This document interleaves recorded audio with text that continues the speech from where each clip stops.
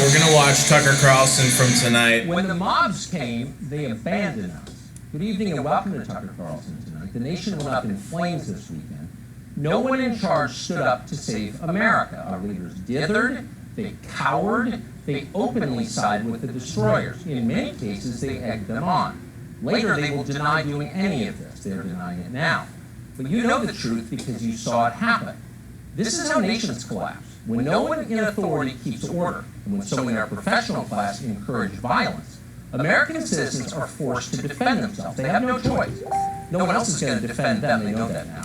It's possible that more people will be hurt in coming days. That would be a tragedy. But in an environment like this, more violence could very well lead to a cascade of new tragedies. It's something far bigger and more destructive than anything we've seen so far. If this isn't over, it might simply be the beginning. We pray it isn't. It's hard to think clearly about anything that's going on right now. The chaos, the destruction, the relentless lying from above. It's all too much.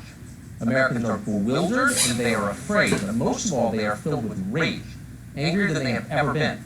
The worst people in our society have taken control. They did nothing to build this country. Now they are tearing it down. They are rushing us toward mass suicide. So how do we respond? We must protect ourselves and our families. Once again, we have no choice but to do that.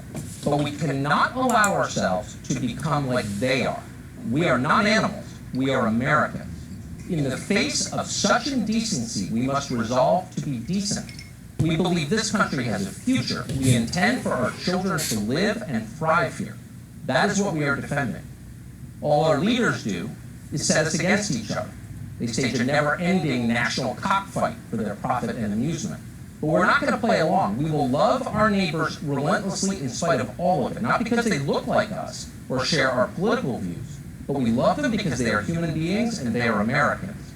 Those are the bonds that tie us together, the bonds our leaders seek to destroy. We can't let them. We should start by being unsparingly honest about what is happening right now. Truth is our defense, and it's our country's last hope. We plan to use tonight's hour to create a record of this moment right now, to show you what's really going on in your country. We feel an obligation to do that before the facts are spun into propaganda by the liars, or the images are pulled off the internet forever, as many of them inevitably will be. We're going to begin tonight with where my family lives and has lived for 35 years in the northwest quadrant of Washington, D.C. This is called Mack Market. It's on MacArthur Boulevard, which is named after General MacArthur during the war. It's our neighborhood store. It's walking distance from my house. People meet there every morning for coffee. Kids come after school for candy. It's as close to a community gathering spot as we have. The market is run by the Kim family. Kims are immigrants from Korea. They are revered in our neighborhood for their decency and their hard work. When they lost their son several years ago, the neighbors grieved for them. The Kims are not political. They never hurt anyone. They only make things better. But last night, the mob came for their store. At 1 a.m. this morning, Mr. Kim was kneeling alone on the sidewalk trying to salvage what he has spent his life building. Scenes like this play out in hundreds of neighborhoods across this country, maybe yours. Here are a few. In Columbia, South Carolina, a man called the police when things began to fall apart. Riders saw him call. They surrounded that man and they beat him. Onlookers laughed as he was pummeled. Oh, no. Everybody get on.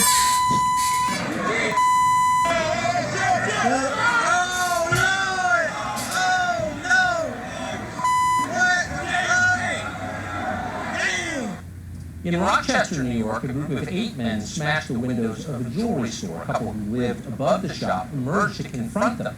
Both of them were viciously beaten with a ladder and a 2x4.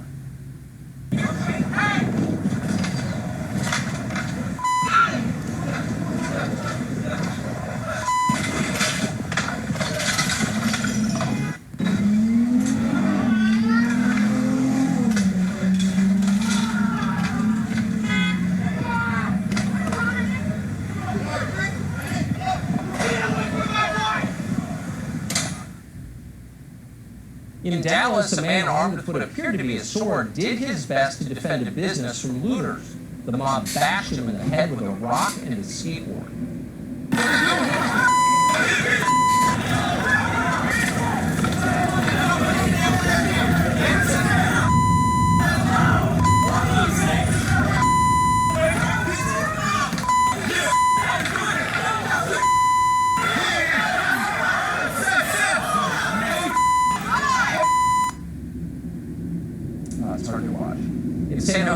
rioters with crowbars stormed the highway and attacked vehicles trying to pull drivers from their cars.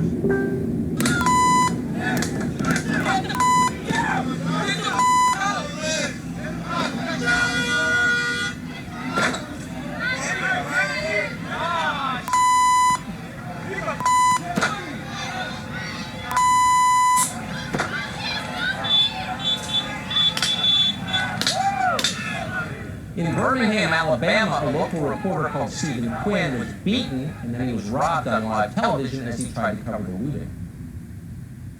That is the horrible scene that you see right there as they are wanting to make sure that Stephen is all right. In Portland, Oregon, a man was beaten apparently for daring to carry an American flag in public. He never released the flag, by the way.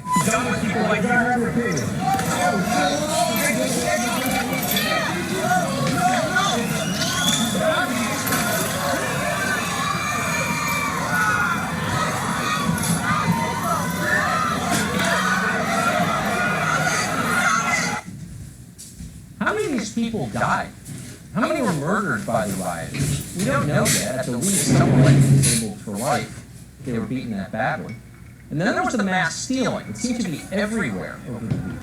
In Buckhead, an upscale part of Atlanta, rioters stole a Tesla from a dealership and drove it through an indoor mall, just to underscore how completely out of control things were. In Portland, Oregon, mobs looted Louis Vuitton, Apple, and Chase Bank, among many others. They often set fires as they left.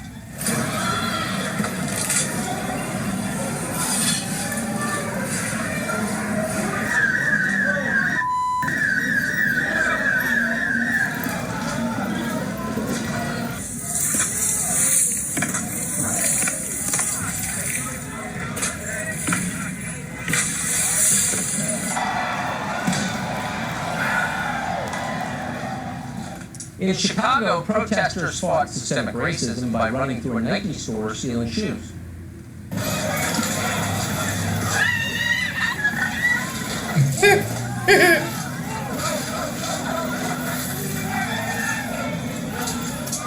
And in Washington, D.C., a federal city surrounded by military bases and protected at all times by the single highest concentration of law enforcement in the world, criminals operated with apparent impunity in the streets. They looted Georgetown last night. They smashed the windows in federal buildings. They desecrated virtually every war memorial in the city a week after Memorial Day. And then, as you likely know, last night they set fire to St. John's Episcopal Church, a 200-year-old building that has welcomed every American president since James Madison. It's right across the street from the White House. For people stuck inside anywhere during this insanity, the sick, the elderly, the powerless, the experience was terrifying. Listen to this woman from Minneapolis. How was last night? Scary. They went straight to Office Max, the dollar store, and every store over here that I go to. I had nowhere to go now. I had no way to get there because the buses aren't running. So that's what's happening in America right now. We didn't play all of That shit's true. My corner store is going to be ruined by Some of the this. tape is too shocking, and honestly, it's too incendiary. We understand that television is an emotional medium, and we don't want to make things worse. We're not going to. But you get the point. The point is, this is a national emergency. It's a profound national emergency. But you would never know that from listening to our elected leaders. Almost all of them pretend this is not really happening, or if it is happening, it's just part of America's long tradition of vigorous political discourse.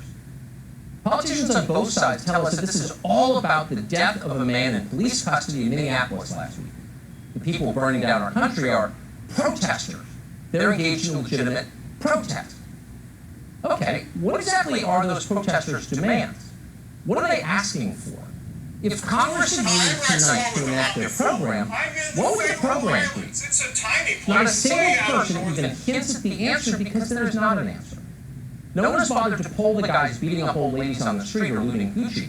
But you've got to wonder how many of them have ever even heard of George Floyd. And if they have heard of him, what difference would it make? Violence and looting are not forms of political expression. If you are killed tomorrow, how many buildings